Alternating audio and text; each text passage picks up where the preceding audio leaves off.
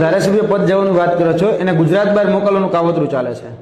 હવે જ્યારે પણ ક્યારેય એ જેલમાંથી બહાર આવે તો એને ગુજરાતની બોર્ડરની બહાર રહેવાનો આદેશ પણ થશે થોડા સમયમાં। તમે જોઈ લેજો, તમ તારે આ ભવિષ્યવાણી છે, પણ થશે જ।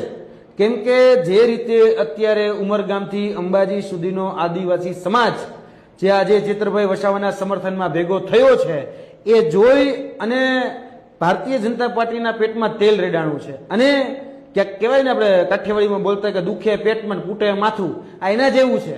એટલે આદિવાસી સમાજ આજે જે જાગૃત થયો છે ને, ચેતરભાઈ વસાવાના એક સિંહ ફાળાને લઈને જાગૃત થયો છે।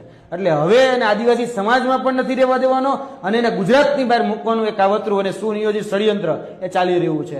બીજી કર્મચારીને મારવાનો જે વાત કરવામાં આવે છે અને એવું કહેવામાં આવે છે કથિત રીતે કે ફાયરિંગ કરવામાં આવ્યું, તો ફાયરિંગ કરવામાં આવ્યું હોય તો ભાઈ ક્યાં છે ભાઈ ગન, ક્યાં છે ભાઈ કારતૂસ, ક્યાં છે ભાઈ ગન પાવડર?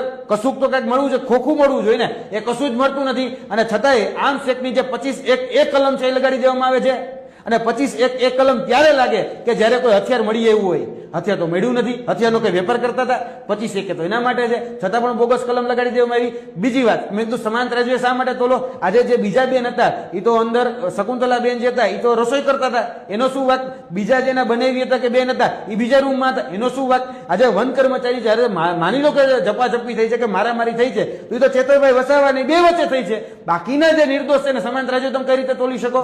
આજે હમણાં જ એક દિવસ પહેલા જ આપણે જયારે ચર્ચા કરી, એક દિવસ પહેલા જ હજુ તો 17 દિવસનું જે બાળક હતું ને જેલમાંથી મુક્ત કરવામાં આવ્યું છે। એટલે આ બધા જ લોકોને તમે કઈ રીતે જેલમાં પેલા તો નાખી શકો એ જ પ્રશ્ન છે। તમે બધાને કઈ સમાંત રાજ્યો નથી તોલી શકતા ને, બધાને સમાંત રાજ્યો તોલો, બધાના પોતપોતાનો રોલ હોય ભાઈ। કેમેરામેનનો રોલ છે, સ્ટ્રિંગરનો રોલ છે, ઇન્ટરવ્યુ લેનારનો રોલ છે, પાછળ વીજ કર્મચારીઓ કામ કરે છે એનો રોલ અલગ છે, બાજુમાં દાદા ઇન્ટરવ્યુ લેતા એનો અલગ રોલ છે, તો બધાને તમે કહી દો એના ઘરે હતા એટલે નાખી દેવાના, આ ક્યાંનો ન્યાય? એટલે આ વસ્તુ ખોટી છે, આમાં ક્યાંક ને ક્યાંક કાચું કપાણું છે, સરકારના ઈશારે થયું છે, એ બહુ